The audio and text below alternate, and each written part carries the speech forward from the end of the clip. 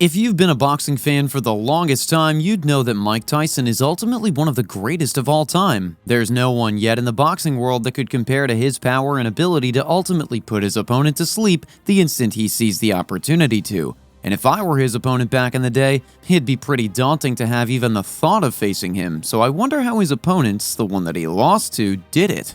Well, the guy has only had 6 losses in his entire 58-match career. And while he had sent the majority of his opponents into knockouts, all of the 6 losses that he's had to take were all done through knockouts. Hey guys, welcome back to the channel. Today we'll be revisiting all of those 6 losses in Mike Tyson's record, because being the GOAT doesn't mean you never lose.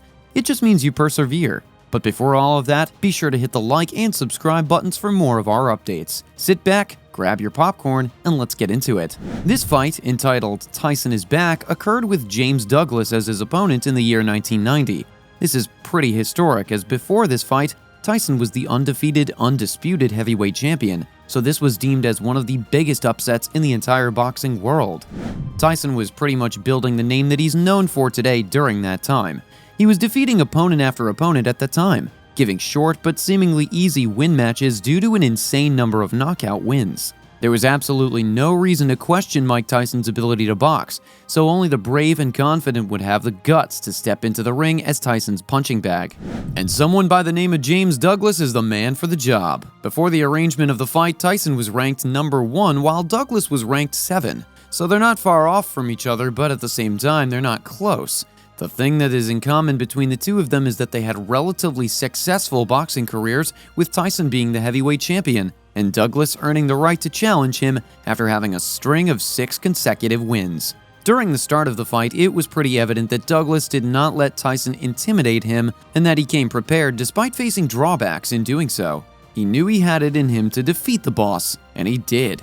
He was taking advantage of his skill in body movement manipulation, and was very well versed in his defensive tactic that had disabled Tyson to penetrate a punch through his defense. And every time Tyson would try, he'd immediately look for a way to counter the offenses. It was a very close fight, such that each of them had their fair share of getting knocked down and struggling to get back up.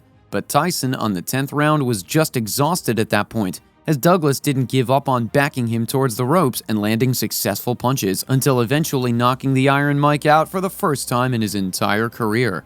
This 1996 fight, entitled Finally, was a match between Mike Tyson and Evander Holyfield for the WBA Heavyweight Championship, and was also monumental, as this was Tyson's first defense fight for the said title that he had clinched from Bruce Seldon earlier in that same year. For some, this was the battle of the losers, because these two have been acquainted during their participation in the 1984 Summer Olympics, in which they both were put in the losing squad and were mere substitutes for their teammates who were seen as more superior. Nobody had doubts that Tyson would end up victorious for this match, as the betting odds were 25-1 in his favor. But no, Holyfield was pretty determined to overcome those odds, as it was revealed that he studied the way Tyson boxed thoroughly and extensively. Holyfield wasted no time showing the people that he was the dominant boxer, trapping Tyson in corners, pushing him down, and landing successive jabs accurately. Everyone lost hopes that Tyson would win, because the guy was not able to throw in as many punches as he had before.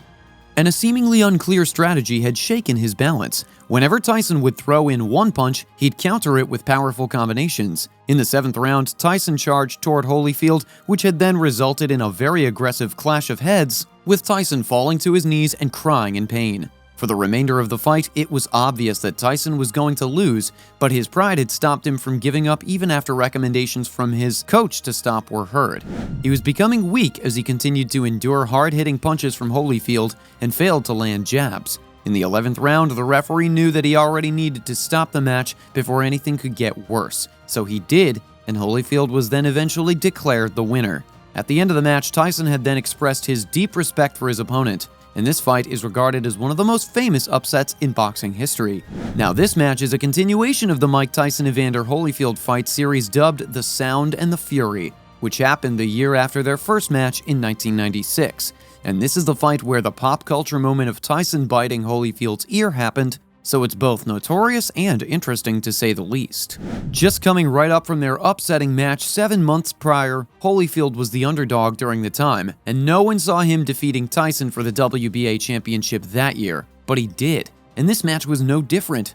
Holyfield had still dominated the fight, and Tyson had tried pushing back, but it still wasn't enough as the former had improved his defense strategies and had ducked Tyson's attempts at throwing jabs.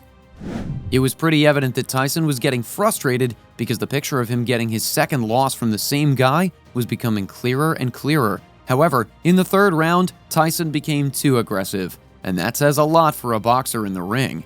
With almost 40 seconds remaining in the round, Holyfield had Tyson in a clinch, and Tyson, seeing no way out, then intentionally bit Holyfield's ear. But for a more accurate picture, he bit off the cartilage of his ear, and everyone was shocked because who would have guessed it would turn out that way, right? And you know what's even funnier about it? Tyson wasn't even sorry. He just spat it out and went on his way as Holyfield was screeching in pain and jumping in circles in the ring.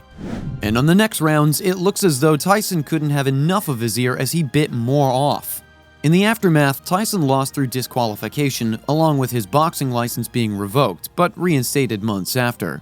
This match that happened between Mike Tyson and Lennox Lewis was done for Tyson to finally get his hands on defending heavyweight champion Lennox Lewis.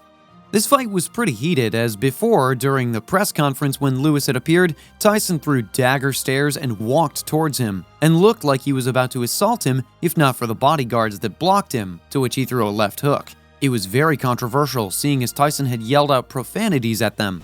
In the first round of the fight, it didn't seem like it was obvious who dominated because it was a display of back and forth, and then punches, and then counter punches.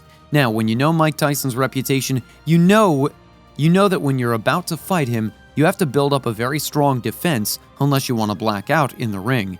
And while Tyson didn't fail to deliver power punches, Lewis was able to do the same in an equal manner. But people have seen it as a very dirty fight, as Lewis had kept on clinching and pushing. But hey, the fight goes on. However, the game changer happened in the 8th round as Tyson was badly hit by Lewis's heavy right cross, which had then sent him down to the canvas. He had already accepted his fate and didn't even bother getting up, as the referee counted to 10. This fight between Mike Tyson and Danny Williams was billed as the return for revenge, with a lot of people on Tyson winning and then losing very badly in the 4th round, which would then be known as Tyson's penultimate fight of his career. During the first round, Tyson looked promising and was the fighter everyone knew he was, and had even put Williams staggering with a left uppercut and looked pretty good in Tyson's favor.